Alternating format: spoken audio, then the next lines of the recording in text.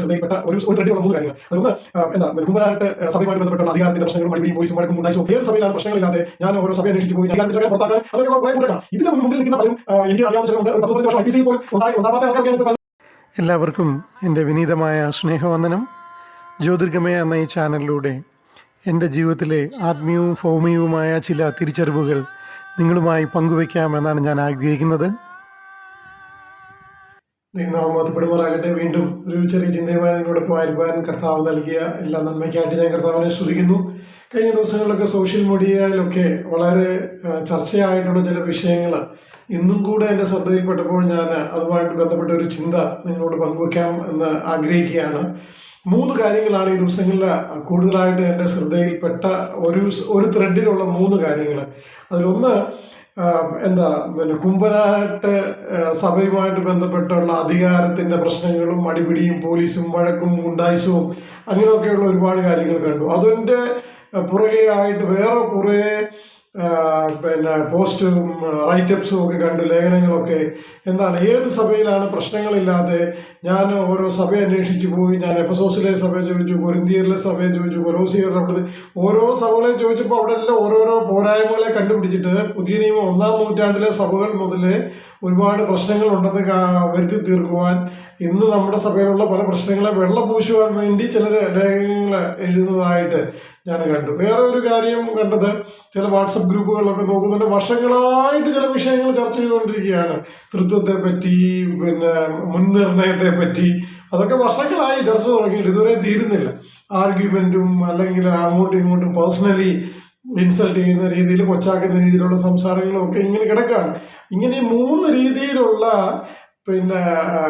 വചനപരമായിട്ടും ആത്മീയ ജീവിതവുമായിട്ട് ബന്ധപ്പെട്ട് സഭയുമായിട്ട് ബന്ധപ്പെട്ടുള്ള പ്രശ്നങ്ങൾ അങ്ങ് ആക്റ്റീവായിട്ട് നമ്മുടെ മുമ്പിൽ നടക്കുന്നതായിട്ട് കണ്ടപ്പോൾ അത് പറ്റി ഒരു വാക്ക് പറയണമെന്ന് ആഗ്രഹിച്ചു. ഇതൊന്നും കൂടുതൽ കുത്തിപ്പൊക്കി വഷളാക്കി ബുദ്ധിമുട്ടുണ്ടാക്കാൻ വേണ്ടിയല്ല. എൻ്റെ മനസ്സിൽ ഉള്ള ചിന്ത, നമ്മുടെ മുമ്പിലുള്ള എല്ലാ പ്രയാസങ്ങളും പ്രതികൂലങ്ങളാണേലും ഇതുപോലൊക്കെയുള്ള മോശമായിട്ടുള്ള കാര്യങ്ങളാണ്, നന്മയായിട്ടുള്ള കാര്യങ്ങളാണേലും എല്ലാത്തിൽ നിന്നും നമുക്ക് ചില കാര്യങ്ങൾ ഉൾക്കൊള്ളുവാനും പഠിക്കുവാനും തിരുത്തുവാനുമായിട്ട് ഉള്ളതുകൊണ്ട് അത് ഒന്ന് മനസ്സിലാക്കുവാൻ വേണ്ടി മാത്രം ഒരു പോയിന്റ് പറഞ്ഞു പോകാമെന്ന് ഞാൻ ആഗ്രഹിക്കുന്നുള്ളൂ. ഇതില് ഈ കുമ്പനാട്ടെ നമ്മൾ ഒരുപാട് ഭരണകക്ഷിയുടെ പ്രശ്നങ്ങളും അവരെ കുറ്റം പറയുന്നതും അങ്ങനെ അവര് അങ്ങനെ ചെയ്തു ഇങ്ങനെ ചെയ്തു എന്നൊക്കെ ഒരുപാട് 1000 കുറ്റങ്ങൾ ഒരു പക്ഷേ ഉണ്ടായേക്കാം. നമുക്കതിന്റെ ഡീറ്റെയിൽ ഒന്നും എനിക്ക് ആഴമായിട്ട് ഞാൻ ചിന്തിച്ചിട്ടില്ല. അപ്പോൾ അതില് ഒരു ആത്മീയ ദർശനത്തിന് പോരായ്മയുള്ളതായിട്ടുള്ള അനേക നേതാക്കന്മാരെ നമുക്കവിടെ കാണുവാനായിട്ട് കഴിയും ഭരണകക്ഷിയിൽ. എന്നാൽ അതിന്റെ ഇപ്പോഴും അതിന്റെ ഓപ്പോസിഷനിൽ നിൽക്കുന്ന ആൾക്കാരോ നമ്മൾ അതിൽ നോക്കിക്കഴിഞ്ഞാൽ അധികാരം പിടിച്ചെടുക്കാനും പുറത്താക്കാനും അങ്ങനെയൊക്കെയുള്ള കുറെ കൂട്ടരെ കാണാം. ഇതിന്റെ മുമ്പിൽ നിൽക്കുന്ന പലരും, എനിക്ക് അറിയാവുന്ന ചിലരുമുണ്ട്, ഒരു 10-35 വർഷം IPCയിൽ പോലും ഉണ്ടാവാത്ത ആൾക്കാരൊക്കെയാണ് ഇപ്പോൾ പലതും അവിടെ വലിയ മുമ്പിലൊക്കെ നിൽക്കുന്ന ചില ആൾക്കാരെയൊക്കെ ഞാൻ കണ്ടു വീഡിയോയിലൊക്കെ. അപ്പോൾ അവരും നമ്മളാരെയും വിധിക്കുകയല്ല, എന്നാൽ ഇവരും ഇപ്പൊ നിങ്ങൾ ഭരണകക്ഷിക്കാരെ കുറ്റം പറയുന്നതിനെക്കാട്ടിലും എന്തെങ്കിലും മെച്ചമായിട്ടുള്ള ആൾക്കാരാണെന്ന് എനിക്ക് തോന്നുന്നില്ല. അല്ലെങ്കിൽ ഈ രീതിയിൽ പൂട്ട് തല്ലിപ്പൊളിക്കാനും അല്ലെങ്കിൽ അങ്ങനെയുള്ള പ്രശ്നങ്ങളും ഉള്ള രീതിയിലല്ലല്ലോ ആത്മീയരായിട്ട് ഉള്ള പ്രതികരിക്കണം. നമുക്കറിയാം എന്തോരം കേസുകളാണ് ഓരോ പെന്തക്കോസ് അല്ലെങ്കിൽ അങ്ങനെയൊക്കെയുള്ള സഭകളും തർക്കങ്ങളുമായിട്ടൊക്കെയുള്ള ലോകത്തിന്റെ കോടതിയിൽ തന്നെ ഉള്ളത്. അപ്പോൾ ഈ രീതിയിലുള്ള പ്രതികരണങ്ങളും അല്ലെങ്കിൽ പ്രതിവിധികളും ഒന്നും നമുക്ക് മനസ്സിലാകും ഒരു ആത്മീയന് യോജിച്ചതല്ല എന്ന് നമുക്ക് മനസ്സിലാക്കുവാനായിട്ട് കഴിയും. അപ്പോൾ ഈ 2 കൂട്ടരുടെയും ഭാഗത്തുള്ള പ്രയാസങ്ങൾ ഉള്ളതായിട്ട് നമുക്ക് മനസ്സിലാക്കാനായിട്ട് കഴിയും. ഇവര് എന്തോരം കാര്യങ്ങൾക്ക് വേണ്ടിയാ ഉപവാസ പ്രാർത്ഥനകൾ നടത്തുന്നത്. 3 ദിവസം 4 ദിവസം 5 ദിവസം അങ്ങനെ 40 ദിവസം വരെ ഇങ്ങനെ ഉപവാസ പ്രാർത്ഥനകൾ അടിക്കടി പ്രഖ്യാപിക്കാറുണ്ട്. എന്നാൽ ഈ സഭയിലെ ഈ പ്രശ്നങ്ങൾ തീർക്കാൻ വേണ്ടി എത്ര ഈ സഭയുമായിട്ട് ബന്ധപ്പെട്ട ആൾക്കാർ ഉപവാസ പ്രാർത്ഥന പ്രഖ്യാപിച്ച് മുട്ടുമേൽ നിന്ന് പ്രാർത്ഥിക്കുന്നുണ്ട്. അതിന് പകരം നമ്മൾ ഇതുപോലെ ആളെ കൂട്ടി പൂട്ട് തല്ലി പിടിക്കാനും ഓഫീസ് പിടിക്കാനും ഒക്കെയാണോ നടക്കുന്നത്? 2 കൂട്ടരും, ഞാൻ ആരുടെയും അനുകൂലിച്ച് പറയുകയല്ല. അപ്പോൾ ഇതൊന്നും ഒരു ആത്മീയമായിട്ടുള്ള പ്രതികരണങ്ങളല്ല എന്ന് നമ്മുടെ ദൈവമക്കൾ മനസ്സിലാക്കേണ്ടതായിട്ടുണ്ട്. അതുപോലെ തന്നെ ഈ പുതിയ നിയമസഭകളിൽ ഇങ്ങനെ ഇപ്പോൾ അനേക പോരായ്മകളൊക്കെ ഉണ്ടെന്ന് പറഞ്ഞ് ലേഖനങ്ങൾ എഴുതി മനുഷ്യനെ അവർക്ക് നമ്മൾ അത് ആദ്യം വായിക്കുന്നുണ്ട് നമുക്ക് വളരെ നല്ലതായിട്ട് തോന്നും. ഓ, ഇന്നും പ്രശ്നങ്ങളുണ്ട്, അന്നും പ്രശ്നങ്ങളുണ്ട്. നിങ്ങൾ എന്താണ് വിചാരിക്കുന്നത്? ദൈവാത്മാവ് അപ്പോസ്തലന്മാരിലൂടെയൊക്കെ ഈ ലേഖനങ്ങളൊക്കെ അല്ല അന്നുണ്ടായിരുന്ന കുറവുകളൊക്കെ നമ്മളോട് പറഞ്ഞു തന്നത്, പഠിപ്പിച്ചു തന്നേക്കുന്നത് അത് ആവർത്തിക്കുവാൻ വേണ്ടിയാണോ? അവിടെ പ്രശ്നങ്ങളുണ്ടായിരുന്ന നിങ്ങളുടെ സഭയിലും പ്രശ്നങ്ങളുണ്ട്, കുഴപ്പമില്ലെന്ന് പറയാൻ വേണ്ടിയാണോ ദൈവാത്മാവ് ഈ വചനം നിങ്ങൾക്ക് തന്നിരിക്കുന്നത്? നമ്മൾ വളരെ ഗൗരവമായിട്ട് എടുക്കേണ്ട കാര്യമാണ് ഈ വിഷയങ്ങളൊക്കെ. നിങ്ങൾ ഇങ്ങനെയുള്ളവർ ശരിക്കും ഈ കൊരിന്ത്യയിൽ ഉണ്ടായിരുന്ന പ്രോബ്ലത്തെ പറ്റി പഠിക്കാവുന്നതല്ല നമ്മൾ നോക്കേണ്ടത്. വെളിപ്പാട് പുസ്തകത്തില് 2-ാം അധ്യായം 3-ാം അധ്യായത്തിലൊക്കെ അപ്പൊ 7 സഭകളോടുള്ള ദൂത് പറയുന്നുണ്ട്. അപ്പം ആദിമ നൂറ്റാണ്ടിലെ സഭകളോട് ദൈവാത്മാവിന് എന്താ പറയാനുള്ളതെന്ന് നിങ്ങൾക്ക് അറിയണമെങ്കിൽ, നിങ്ങൾക്ക് മാതൃകയാക്കണമെങ്കിൽ ആ 7 സഭയോടുള്ള ദൂത് പഠിച്ചിട്ട് നമ്മുടെ സഭയിൽ ആ ദൂത് അനുസരിച്ച് നമുക്ക് ക്രമീകരണങ്ങൾ വരുത്തി മുമ്പോട്ട് പോകാം എന്ന് പറഞ്ഞ് നിങ്ങൾ കുറെ ലേഖനങ്ങൾ ഇങ്ങനെയുള്ള കാര്യങ്ങൾ കാണുമ്പോൾ അപ്പൊ എങ്ങനെ ഇരിക്കും എന്ന് നമുക്ക് മനസ്സിലാക്കാം. ശ്രുതിസ്യ സഭയിലെ ദൂതൻ എഴുതുമ്പോൾ പറയുന്നത് എന്താ? അതിന്റെ 5-ാം വാക്യത്തിൽ പറയുന്നത് നിങ്ങളിൽ ചിലര് ഇത് അതിജീവിക്കുന്നവർക്ക്, ഓവർകം ചെയ്യുന്നവർക്ക് വേണ്ടി അവർ വെള്ളയുടുപ്പ് ധരിച്ച് അവരുടെ പേര് ഞാൻ ജീവപുസ്തകത്തിൽ നിന്ന് മായ്ച്ചു കളയുകയില്ല എന്നവിടെ പറയുന്നുണ്ട്. അപ്പൊ അതിന്റെ ഒരു അടുത്ത വശം നമുക്ക് അവിടെ കാണുവാൻ കഴിയും.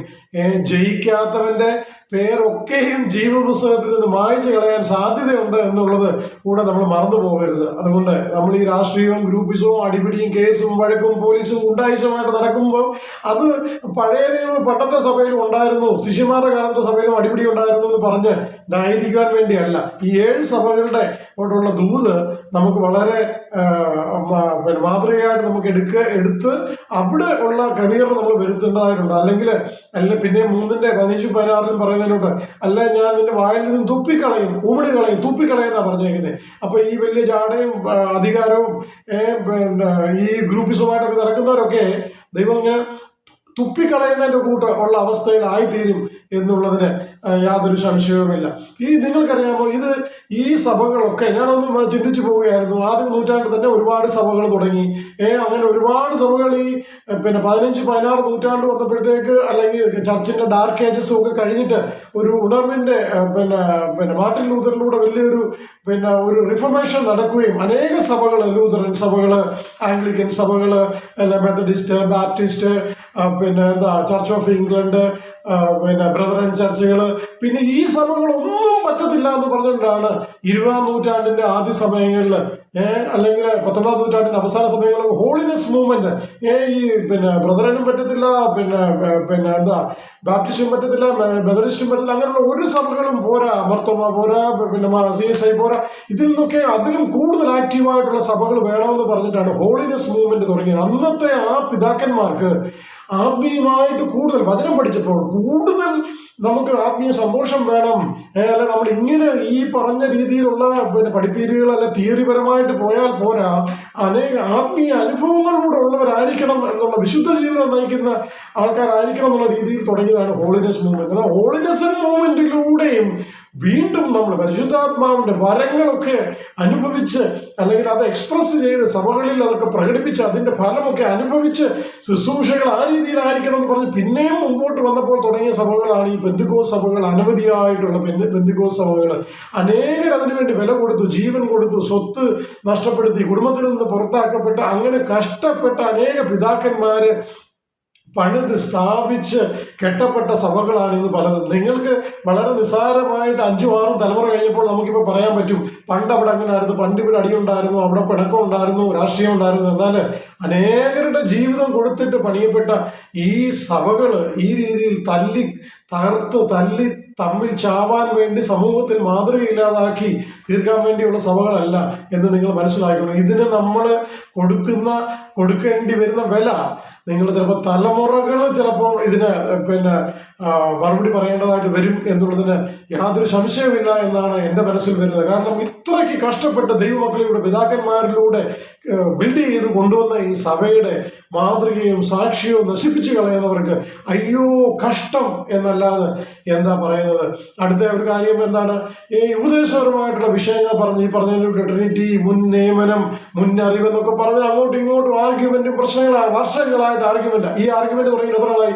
400 വർഷങ്ങളായിട്ട് കാൽവിന്റെ സമയം പോലെ തുടങ്ങിയാണ് മുന്നറിവും എന്നൊക്കെ പറഞ്ഞുള്ള വിഷയങ്ങൾ. എന്നത് തീരും?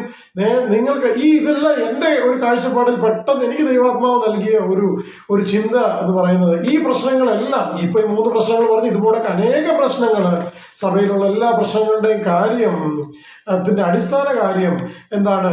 ഈ ഒന്നാണെന്ന് എനിക്ക് മനസ്സിലായി.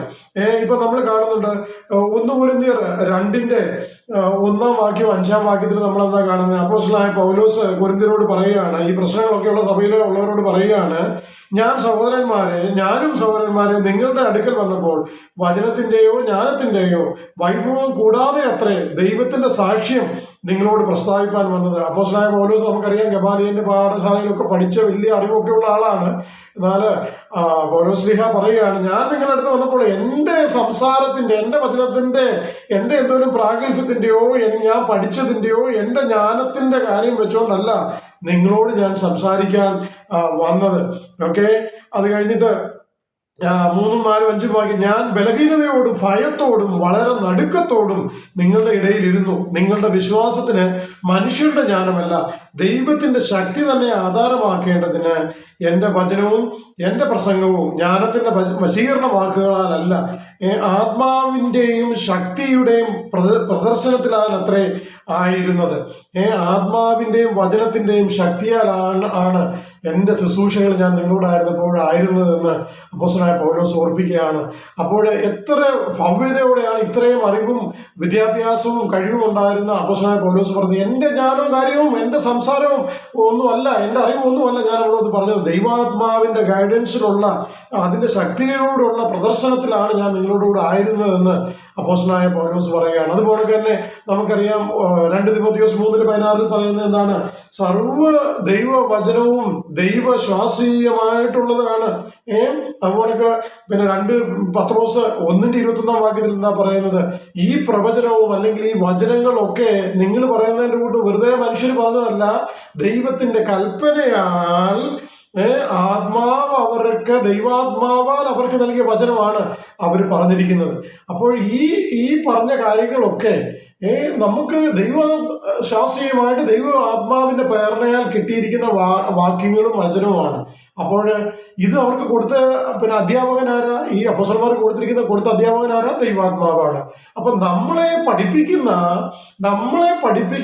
ആത്മാവ്, നമ്മുടെ ടീച്ചർ, അധ്യാപകൻ, അതേ അധ്യാപകൻ തന്നെ ആയാൽ ഈ പ്രശ്നങ്ങളൊന്നുമില്ല. നിങ്ങളെ നിയന്ത്രിക്കുന്ന അപ്പോസ്തലന്മാരെ നിയന്ത്രിച്ച അതേ അധ്യാപകൻ തന്നെയാണ്, ടീച്ചർ തന്നെയാണ് നിങ്ങളെ നിയന്ത്രിക്കുകയും പഠിപ്പിക്കുകയും ചെയ്യുന്നെങ്കിൽ ഒരു പ്രശ്നവും ഒരു കോൺട്രഡിക്ഷനും ഒരു തർക്കങ്ങളും വരത്തില്ല. അപ്പോൾ അത് വളരെ വ്യക്തമല്ലേ? ദൈവവചനം കൊടുത്ത അതേ ദൈവാത്മാവാൽ നിങ്ങൾ ഈ ദൈവവചനം പഠിക്കുവാനും ഇത് വായിക്കുവാനും ധ്യാനിക്കുവാനും ശ്രമിച്ചാൽ തീർച്ചയായിട്ടും നമ്മുടെ വിശ്വാസം അതാണ്, അതേ ദൈവാത്മാവ് നമുക്ക് വചനം വെളിവാക്കി തരും. ഇങ്ങനെ അടികൂടേണ്ടിയും പ്രശ്നങ്ങൾ ഉണ്ടാക്കുകയും ഒന്നും ആവശ്യമില്ല. ആത്മീയമായിട്ട് തന്നെ നമുക്ക് കാര്യങ്ങളെ സോൾവ് ചെയ്യുവാനായിട്ട് കഴിയും. അതാ ഞാൻ പറഞ്ഞത്, ഇതിന്റെ എല്ലാ പ്രശ്നങ്ങളുടെയും കാരണം ഒന്ന് തന്നെയാണ്. കാരണം ഇവരാരും ദൈവാത്മാവിനാൽ നടത്തപ്പെടുന്നവരല്ല. ഇവരുടെയൊക്കെ അധ്യാപകൻ, ഈ വചനത്തിന്റെ പേരിൽ വഴക്കുണ്ടാക്കുകയും ആർഗ്യുമെന്റ് ചെയ്യുന്നവരുടെയും അധ്യാപകൻ, അവരെ ആശ്രയിച്ചിരിക്കുന്ന അധ്യാപകൻ ദൈവാത്മാവല്ല. അതുകൊണ്ടാണ് ഒരേ ആത്മാവിനാൽ എഴുതപ്പെട്ട വചനം അതേ ആത്മാവിനാൽ തന്നെ നിങ്ങൾക്ക് പറഞ്ഞു തന്ന് മനസ്സിലാക്കി തരുവാണെങ്കിൽ 2 രീതിയിൽ ഒരേ അധ്യാപകൻ 2 രീതിയിൽ നിങ്ങളെ പഠിപ്പിക്കൂ? ഇല്ലല്ലോ, ഒരേ രീതിയിലല്ലേ പഠിപ്പിക്കുകയുള്ളൂ. അപ്പോൾ അത് നിങ്ങൾ മനസ്സിലാക്കി നിങ്ങളുടെ അധ്യാപകന്റെ, നിങ്ങളെ നടത്തുന്നവനെ ആശ്രയിക്കുന്നവന്റെ പ്രശ്നമാണ് നിങ്ങൾ മനസ്സിലാക്കണം. അപ്പോൾ നമുക്കറിയാം, ഒന്നുകിൽ ദൈവാത്മാവ് അല്ലെങ്കിൽ ദുരാത്മാവിന്റെ കാര്യങ്ങളാണ് നമ്മുടെ മധ്യത്തിൽ നടക്കുക. ഈ 2 കാര്യങ്ങളേ ഉള്ളൂ. അപ്പോൾ ഇതിൽ നിന്ന് നമുക്ക് ദൈവമക്കൾക്ക് മനസ്സിലാക്കാനുള്ള കാര്യം എന്താ? ഈ പ്രശ്നങ്ങളും ഈ ആർഗ്യുമെന്റും ഒക്കെ നടത്തുന്നവര് ദൈവാത്മാവിന്റെ ഗൈഡൻസിൽ അല്ല എന്ന് നമുക്ക് വേണമെങ്കിൽ മനസ്സിലാക്കാം. ഇതൊന്നും ദൈവാത്മാവിൽ നിന്ന് വരുന്ന കാര്യങ്ങളല്ല, അല്ലെ വചനം തെറ്റായിട്ട് മനസ്സിലാക്കുന്നത് ദൈവാത്മാവിൽ നിന്ന് വരുന്നതല്ല എന്ന് നമുക്ക് മനസ്സിലാക്കാനായിട്ട് കഴിയും. യോഹന്നാൻ എഴുതിയ സുവിശേഷം 16:13 വാക്യത്തിൽ എന്താ പറയുന്നത്? സത്യത്തിന്റെ ആത്മാവ് വരുമ്പോഴോ അവൻ നിങ്ങളെ സകല സത്യത്തിലും വഴി നടത്തും. അപ്പോൾ ആ ആ ആത്മാവ് നമ്മളിൽ വന്ന് നമ്മളിൽ വസിക്കുന്നു, നമ്മളെ ഗൈഡ് ചെയ്യുന്നു എന്ന് നമ്മൾ വിശ്വസിക്കുന്നുണ്ട്, അതിൽ ആശ്രയിക്കുന്നുണ്ട്, അത് നമുക്ക് എക്സ്പീരിയൻസ് ചെയ്യുന്നുണ്ടെങ്കിൽ സകല സത്യത്തിലും നമ്മളെ വഴി നടത്തും. അതുകൊണ്ട് നമുക്ക് ഈ അധ്യാപകനിൽ ആശ്രയിച്ച് നമ്മുടെ ജീവിതവും നമ്മുടെ ചിന്തകൾ, നമ്മുടെ തീരുമാനങ്ങൾ, ഇങ്ങനെയൊക്കെയുള്ള പല ഡിസ്പ്യൂട്ട് വരുമ്പോൾ ഈ പരിശുദ്ധാത്മാവിൽ ആശ്രയിച്ച് നമുക്ക് മുമ്പോട്ട് പോകാൻ തക്കവണ്ണം ഇടയാകട്ടെ. അതുപോലൊക്കെ ദൈവവചനം പഠിക്കുവാനും അത് നൽകപ്പെട്ട അതേ അധ്യാപകനാൽ കർത്താവെ ദൈവാത്മാവിൽ എന്നെ നയിച്ച് എനിക്ക് പറഞ്ഞു തരണമേ എന്നുള്ള ആഗ്രഹത്തിൽ പ്രാർത്ഥനയോടെ നമുക്ക് കർത്താവിന്റെ പാദത്തിലായിരുന്നു പഠിക്കുവാൻ വലിയവനായ ദൈവം നമ്മളെ ഇടയാക്കട്ടെ. ഈ രീതിയിൽ നമുക്ക് ഇതൊരു വലിയൊരു പാഠമായി തീരട്ടെ. അടിക്കുന്നവർ അടിക്കട്ടെ, തിന്മ ചെയ്യുന്നവർ ഇനിയും തിന്മ ചെയ്യട്ടെ എന്ന് വെളിപ്പാട് പുസ്തകത്തിൽ പറയുന്നതിന്റെ കൂട്ട് അങ്ങനെ അവർ പോയിക്കൊള്ളട്ടെ. എന്നാൽ നമുക്ക് ഇതിൽ നിന്ന് ഒഴിഞ്ഞു നിന്നിട്ട് ഇതിൽ നിന്ന് ഉള്ള ആത്മീയ സത്യങ്ങൾ മനസ്സിലാക്കി കർത്താവിൽ ആശ്രയിച്ച് പരിശുദ്ധാത്മാവിന്റെ ഗൈഡൻസും ശക്തിയും കരുതലും ഒക്കെ അനുഭവിച്ച് മുമ്പോട്ട് ജീവിപ്പാൻ വലിയവനായ ദൈവം സഹായിക്കട്ടെ എന്നുള്ള ആത്മാർത്ഥമായിട്ടുള്ള പ്രാർത്ഥനയോടും ആഗ്രഹത്തോടും എൻ്റെ വാക്കുകൾ നിർത്തുന്നു. കർത്താവിന്റെ വലിയ നാമം മാത്രം വാഴ്ത്തപ്പെടുമാറാകട്ടെ.